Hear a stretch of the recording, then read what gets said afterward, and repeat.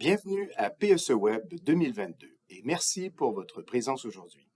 My name is Louis Arsenault and I'm Vice Principal Communications and External Relations at McGill University in Montreal. I am very pleased to welcome you all to the opening keynote at PSE Web 2022, which is being hosted at McGill this year. First, I would like to acknowledge that McGill University is situated on land which has long served as a site of meeting and exchange amongst Indigenous peoples, including the Haudenosaunee and Anishinaabeg nations. We acknowledge and thank the diverse Indigenous peoples whose presence marks this territory on which peoples of the world now gather. In keeping with the PSE Web 2022 theme, The Great Reunion, it is an honor to welcome back and introduce today's keynote speaker, the President and Vice Chancellor of the University of British Columbia and a McGill alumnus, Dr. Santa Ono.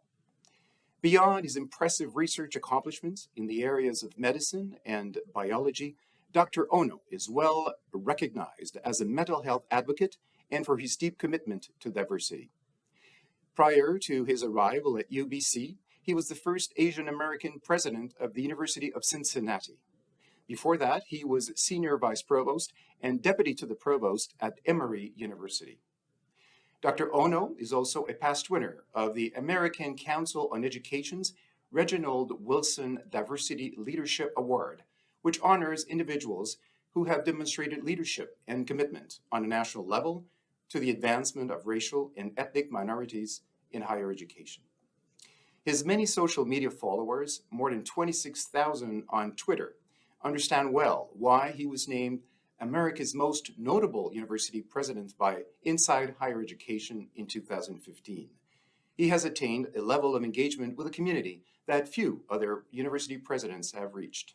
And so it is my great pleasure to introduce Dr. Ono's keynote, Building a Better University, One Tweet at a Time.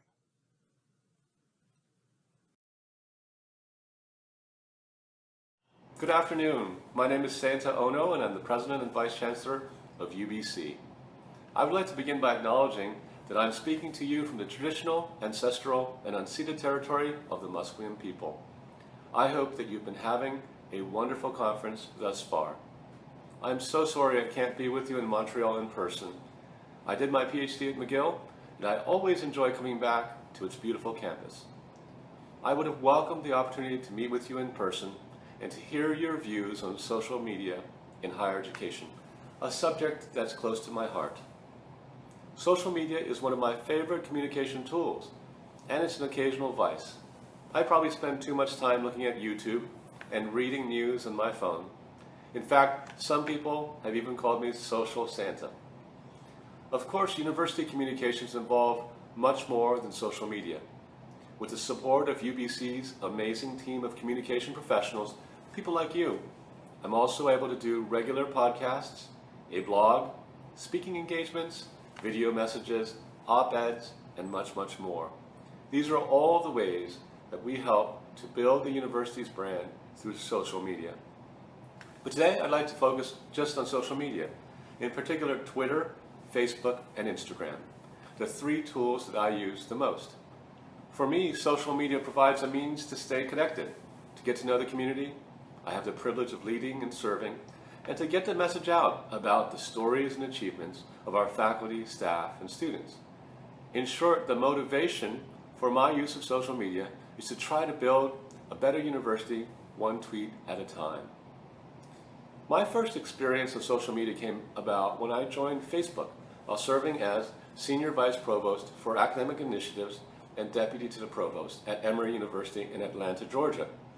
At that time, the first iPhone had just been released, Twitter and Facebook were both relatively new, and MySpace was still a thing.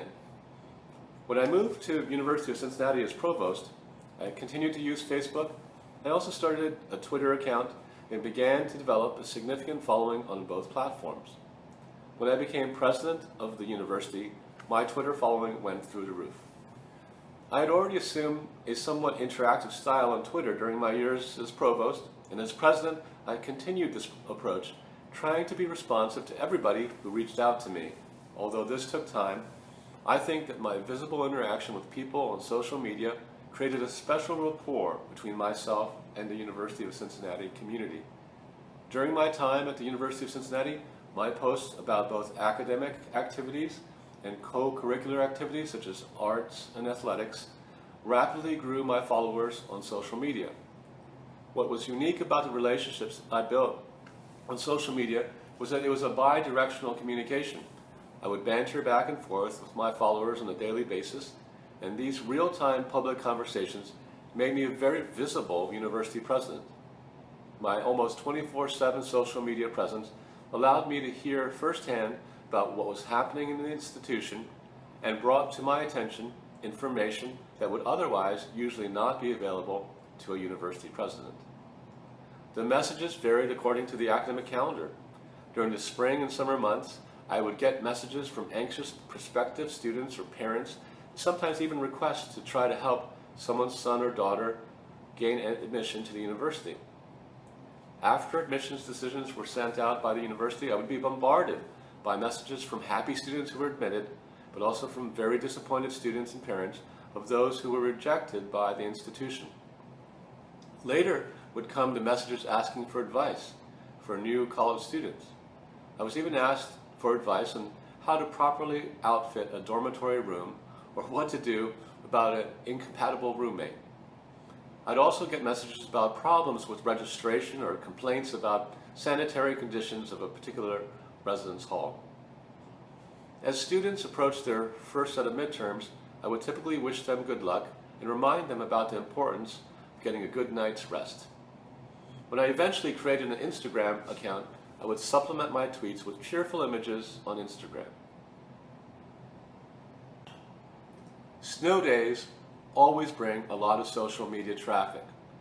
Although the decision to postpone or call a snow day is usually made by the university provost, students assume that the university president makes the call. My Twitter feed would blow up whenever the weather forecast predicted snow. Hundreds of students would tweet to me, begging me to call a snow day.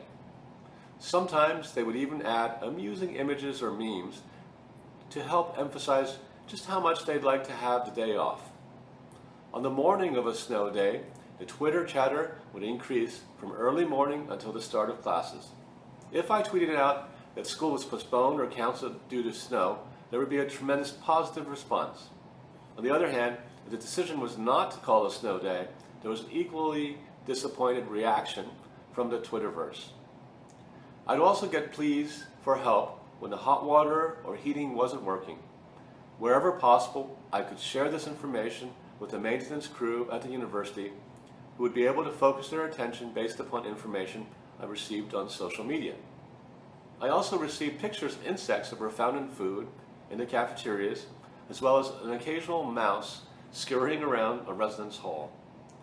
In each case, I would share this information with the appropriate officials to try to address the issue. I once had an exchange with a student who was upset that a campus vending machine was out of his favorite snack, Cheez-Its. You'll be pleased to hear that I connected with the appropriate people and the machine was speedily restocked and the student was happy. I also had to deal with more serious matters, of course. Once, a student who was traveling in the Middle East was trapped in a hotel during a time of political turmoil. The student was scared and proceeded to reach out to me by direct message on Twitter. He told me exactly where he was located and indicated that other communication methods were not possible at the time.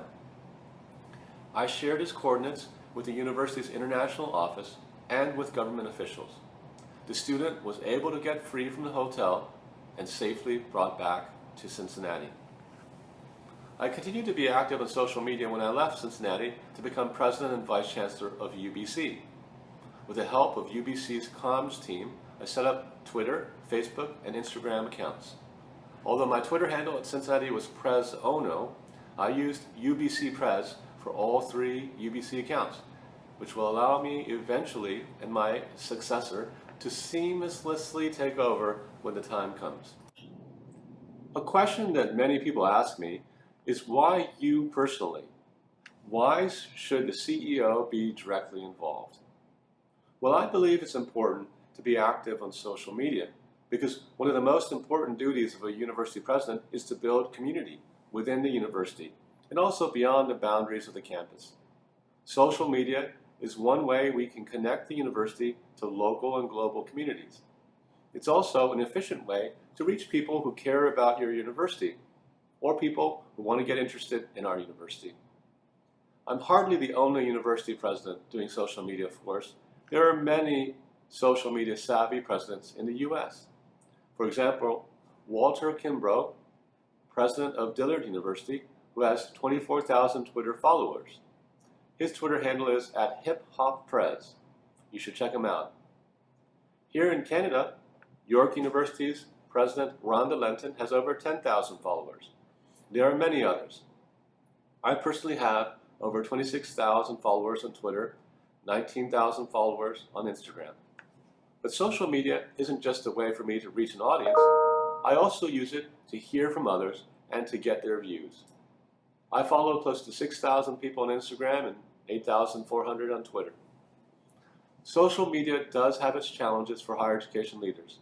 In my own case, sometimes there's a tension between the way I personally present myself on social media and the way, as president of UBC, I present the university and its brand. The personal brand and the professional brand are not the same thing, but they can certainly be compatible. But it's never going to be perfect. The second challenge is vulnerability. When you, as a university leader, post on social media, you're leaving yourself open to all kinds of criticism, name-calling and trolling that comes with the territory. For example, during the pandemic, I would receive criticisms on social media from both sides. Some angry at me because the university was switching to online classes and requiring masks and vaccines, and others complaining that we weren't going far enough. Sometimes the attacks were personal. There are other challenges as well. The leader's tweets might be out of sync with the official university position. Sometimes social media posts are made in error or in haste. Sometimes the nuance is lost in the short message. And then there's criticism over whether social media is the appropriate vehicle for a particular university announcement. But I believe, as I'm sure you are, that the benefits of using social media to help create community far outnumber the drawbacks.